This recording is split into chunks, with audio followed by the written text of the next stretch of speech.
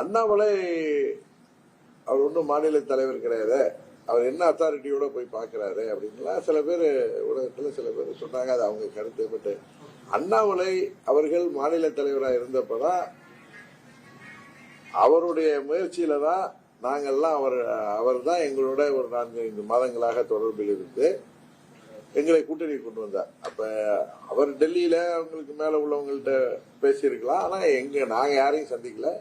திரு அண்ணாமலை அவர்களுடைய முயற்சியில தான் நான் அம்மா மக்கள் முன்னேற்ற கழகம் இந்த கூட்டணிக்கு வந்தது, தேசிய ஜனநாயக கூட்டணி. அதனால அந்த கூட்டணியை விட்டு நான் விலகிய போது பல முறை என்ன அடிக்கடி நாங்க தொலைபேசியில பேசிக்கொள்வோம். அவர் வெளியூர்ல நான் இருந்தேன். அந்த நேரத்துலலாம் நான் திருநெல்வேலி, அங்க தஞ்சை மாவட்டத்துக்குள்ள திருமங்கலத்துக்கு போயிருந்தேன்.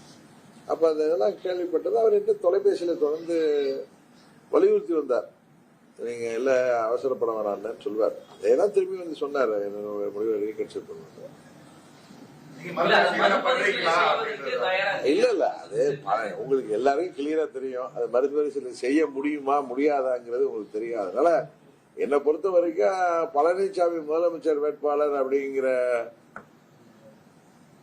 ஒரு என்டிஏ கூட்டணியின் முதலமைச்சர் வேட்பாளர் என்கிற முறையில அவர்கள் அதுல தொடர்ந்த பட்சத்தில் என்னால அதை மறுபரிசீலனை செய்வதே முடியாது என்பதுதான் உண்மை. எடப்பாடி பழனிசாமி முதலமைச்சர் வேட்பாளராக ஏற்றுக்கொண்டால் திரு டிடிவி தினகரன் என்னுடைய கூட்டணிக்கு வரலாம்னு வைகை செல்வன் போன்றவர்கள் அழைப்பு. வைகை செல்வன் வந்து இதே போல வாரம் எப்படி எல்லாம் பேசினாருன்னு எனக்கு தெரியும். அவர்கள் பதவிக்கு வரணுங்கிறதுக்காக டிடிவி தினகரனோ அம்மா மக்கள் முன்னேற்ற கழகமோ இவர்களால்